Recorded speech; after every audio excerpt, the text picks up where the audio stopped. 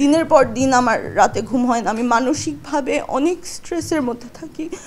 আমাকে বুদ্ধি দেওয়ার আমার লাইফে আমার একটা মুরব্বি নাই, আমার বাবা মা নাই, এবং ট্রাস্ট করার মতো একটা মানুষ আমার সাথে নাই। নিজের বুদ্ধিতে আমি যা পারি করি, নিজের বুদ্ধিতে এত বছর পর্যন্ত আমি আমার কোনোভাবে যা পারি আমি ধরে রেখেছি। আমি লামিয়া চৌধুরী। আমার বাবা মা দিতি, নায়িকা দিতি ছিলেন, সোহেল চৌধুরী, নায়ক সোহেল চৌধুরী ছিলেন, দুজনেই মারা গেছেন। সবাই আপনারা আমার বাবা মাকে চিনেন। আমার দেশে আপনারা সবাই আসছেন, আপনারা দেখতে পারতেছেন। আমি থাকি হইলো আমার কাজের লোকদেরকে নিয়ে, আমার স্টাফদেরকে নিয়ে থাকি। ওরাই আমার পরিবার, আমার সাথে আর কেউ নাই। যারা আমাকে চিনে তারা সবাই আমার রিয়ালিটিটা কি জানে। এতগুলা বছর আমি এখানে একা থাকি। আমার বাবার সাইডের জায়গা জমি, আমার মায়ের সাইডের জায়গা জমি আমি সব একা দেখি। সবাই জানে যে আমার বাবা নাই, আমার সাথে আমার কোনো ভাই নাই, আমার হাজব্যান্ড নাই, আমি আনম্যারিড। এবং এটা জেনে বিভিন্ন মানুষ এত বছর ধরে যখন যে পলিটিক্যাল পাওয়ারে থাকে তখন সে আমার উপর চড়াও করে, বিকজ আমি তো কোনো পলিটিক্সে নাই। আমি জাস্ট এখানে আমি আমার বাবা মা যা আমাকে স্মৃতি দিয়ে গেছে সেটা নিয়ে আমি জাস্ট একটা সুন্দরভাবে আমি বাঁচার চেষ্টা করি। কিন্তু সবাই যেহেতু জানে যে আমার সাথে কেউ নাই, আমার ভালনারেবিলিটিটাকে তারা ইউজ করে বারে বারে, গত লাস্ট আমি এটা নিয়ে আমি কোনোদিনও মুখ খুলি নাই কখনো। আমার এত বছরে বাবা মা জায়গা জমি অনেক কিছু রেখে দিয়ে গেছে, ভোগ করতে পারি না কিছু। আমি এই বাসাটাতে থাকি, এই বাসাটাই আমার পাওয়ারে আছে। এর বাইরে আমার কোনো জায়গা থেকে, কোনো বিল্ডিং থেকে, মানে আমি যেটা আমার পাওয়ার কথা এগুলো আমরা কিছু পাই না। আর এটা আমি ফাইটও দিতে পারি না, কারণ আমি একা মেয়ে, আমি এগুলো তো শিখিও না। আমার বাবা মা আমাকে অন্যভাবে বড় করেছে, আমাদেরকে যেভাবে করে বড় করেছে, আমি তো গুন্ডামি শিখি নাই, আমি তো কোনো রকমের নাটক, ব্লাফ, চিটারি, ব্রাইবিং এগুলো তো আমি শিখি নাই, এগুলো আমি পারি না, আমি হিমশিম খাই। আমি নিজের মতো, আমি সিম্পলভাবে আমি আমার বাসায় থাকি, আমি কারোর সাথে মিশি না, আমি কোথাও যাই না। সবাই জানে এটা আমার ব্যাপারে, আমার লাইফ কীরকম। বিভিন্ন মানুষ অনেক বছর ধরে আমার পিছে সব দিক থেকে লাগে। আমার যারা কাছের মানুষ তারা জানে যে আমি কত আতঙ্কের মধ্যে আমি থাকি। আমি রাতে ঘুমাই না,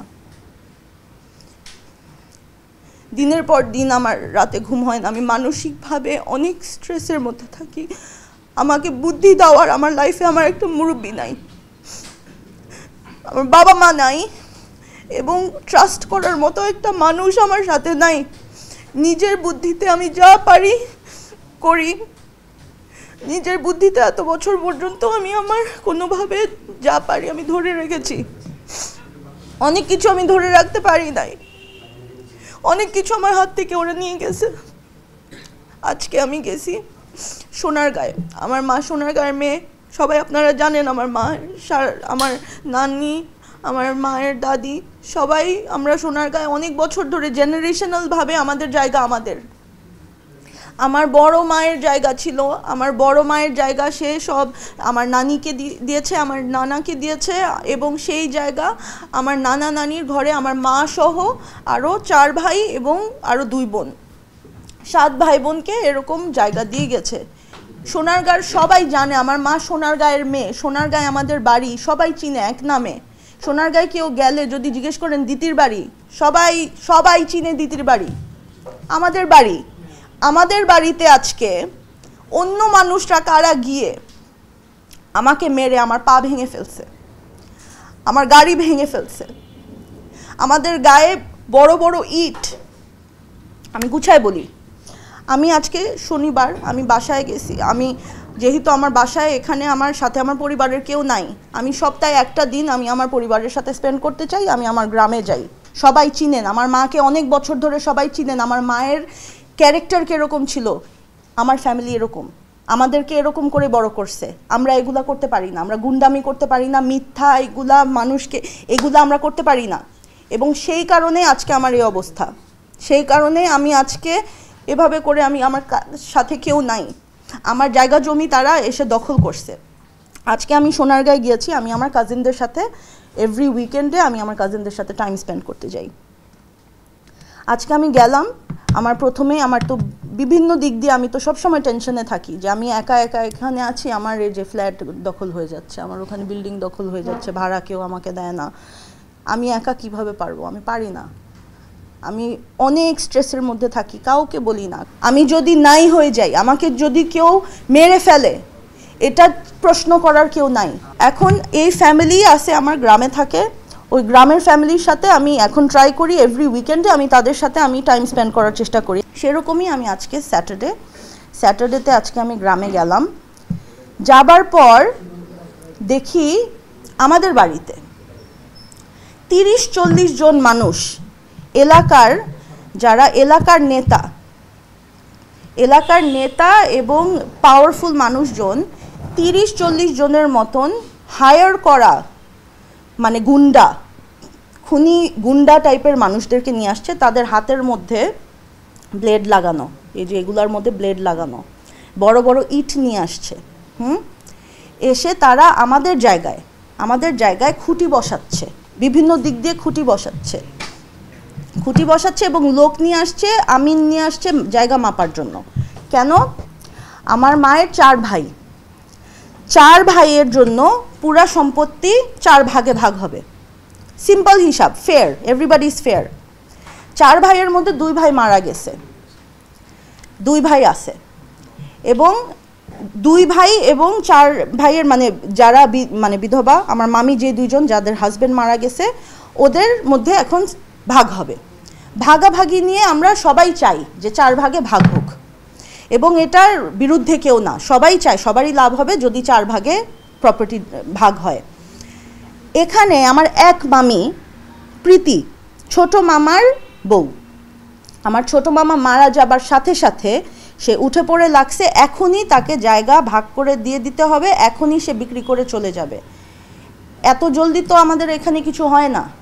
এখন এই মামি সে জোর জবরদস্তি সে ভাগ করতে চায়, আমরাও ভাগ করতে চাই, কিন্তু সে আমাদের বিরুদ্ধে যেসব নোংরামি করে, ওই নোংরামিগুলা করে করে ওই মহিলা এলাকার সব ধরনের গুন্ডা, পলিটিক্যাল লিডার, এদের সাথে গিয়ে সে অ্যালায়েন্স করেছে। কিভাবে করে খারাপ ওয়েতে সে অ্যালায়েন্স করেছে আই ডোন্ট নো।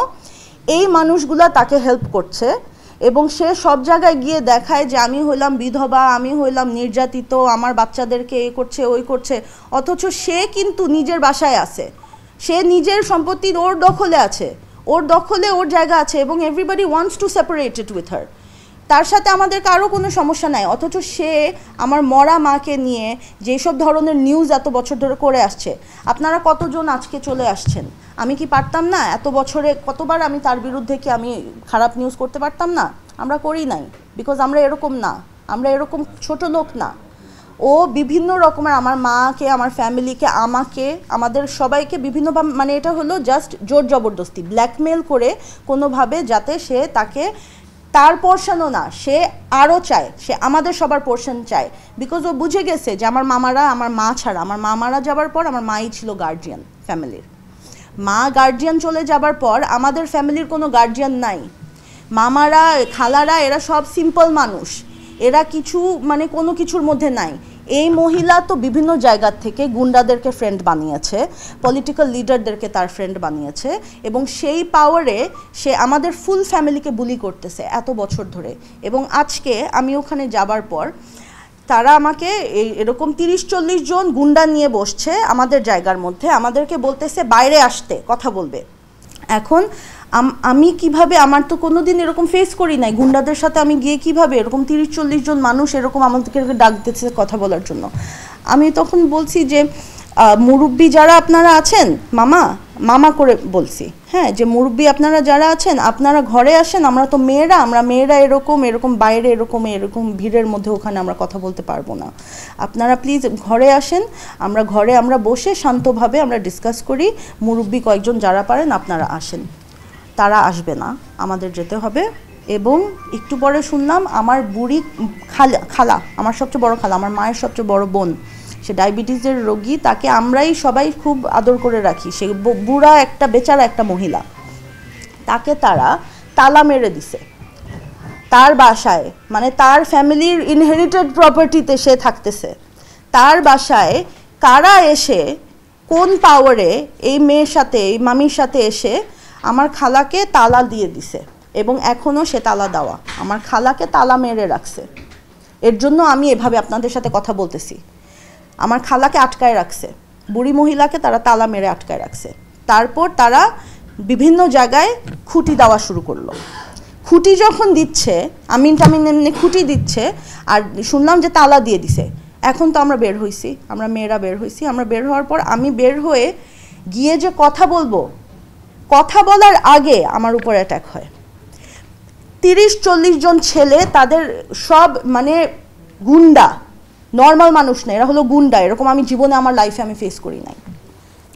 ওরা, আমার হাতে ফোন, আমি আমার ভাইকে ভিডিও কল করেছি, কারণ আমার তো সাথে কেউ নাই। আমি আমার ভাইকে, বিদেশ থাকুক যেটাই হোক, আমি দেখাচ্ছি দীপ্ত দেখো কি হচ্ছে, আমি ভয় পাচ্ছি।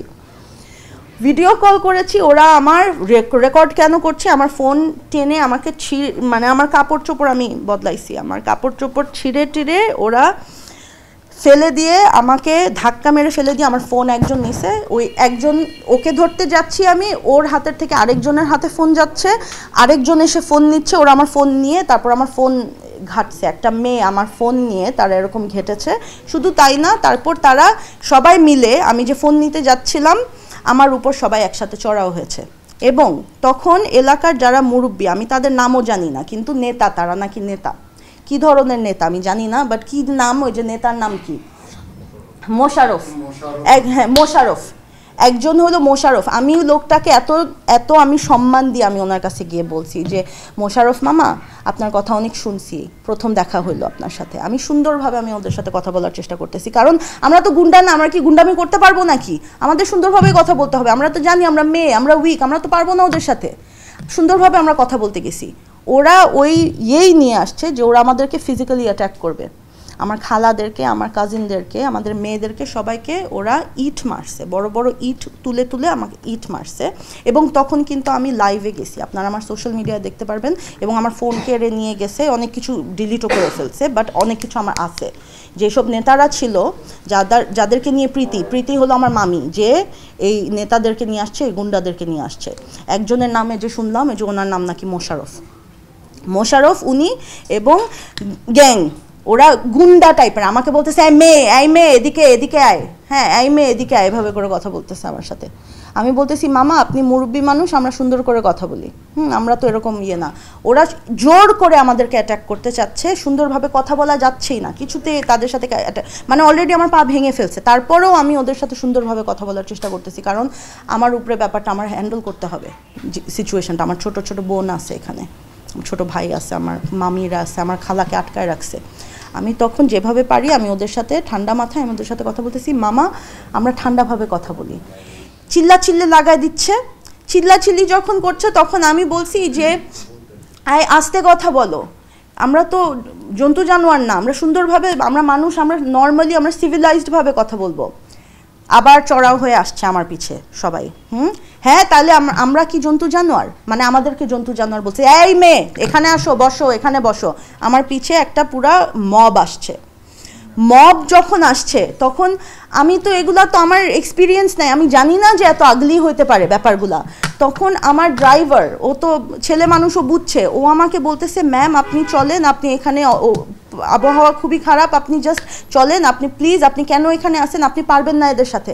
আমি বলতেছি যে আমার জায়গা জমি এসে ওরা এরকম দখল করতেছে, আমি চলে যাব কেমনে, এটা মানে এটা তো হইতে পারে না। তখন আমাকে ওরা ঘেরাও যখন করতেছে, আমাকে এই মেয়ে গালাগালি, এই বস, চোর এরে ধর, এরকম করে আমার তো ফার্স্ট অফ অল আমার ওড়না টেনে আমাকে ধাক্কা মেরে ফেলে ইটের মধ্যে ইট মারছে। আমার কাজিনগুলা, ওরা এখন আসলে দেখতে পারেন, ওদের মুখ টুক খামচি টামচি, আমরা কিন্তু স্ক্যাটার্ড। আমি কোনো মতে যান নিয়ে আমি গাড়িতে উঠছি, আমি লাইভে দিছি। আমরা পিছন দিয়ে গাড়িতে উঠতেছি, কারণ আমার ড্রাইভার জাস্ট আমাকে হাসপাতালে নিতে চায়, কারণ আমি পা নিয়ে হাঁটতে পারতেছি না, আমার পা ভেঙে ফুলাই ফেলছে, আমি পা নিয়ে হাঁটতে পারতেছি না। সো সে আমাকে জাস্ট জোর করে, আমি আসতে চাইতেছিলাম না, কারণ আমার মানে হয়ে গেছি, আমি ফ্রাস্ট্রেটেড হয়ে গেছি যে কিছু তো করতে হবে, আমি কিভাবে চলে যাব। আমার খালা আছে এখানে, আমার বুড়া খালারা আছে, মামিরা আছে, ওদেরকে কে দেখবে, ওদের প্রোটেক্ট করার কেউ নাই। তারপর আমার ড্রাইভার আমাকে জাস্ট পিছন দিয়ে টেনে আমাকে নিয়ে আমাকে গাড়িতে যখন বসাচ্ছে, ওরা ওই দিক দিয়ে আসছে গাড়ি ঘেরাও করতে এবং আমাকে ঘেরাও করতে, কোথাও যেতে পারবে না। তখন প্রীতি আমার মামি যে, সে কিভাবে এটা করে, সে নিজে, সে কয়েকবার, তার ভিডিওতে আছে, সে ছবিতে আছে, আমরা কেউ এরকম ভায়োলেন্স দিক দিয়ে আমরা ভায়োলেন্সের মানুষ না। ওরা ডিরেক্টলি, আমরা নর্মালি কথা বলতে চাচ্ছিলাম, ওরা ডিরেক্টলি জাস্ট ভায়োলেন্স দিছে আমাদের উপর। তখন আমার গাড়ি, আপনারা নিচে দেখবেন আমার গাড়ি ভেঙে ফেলছে, আমার পা ভেঙে ফেলছে, তো দেখছিনি।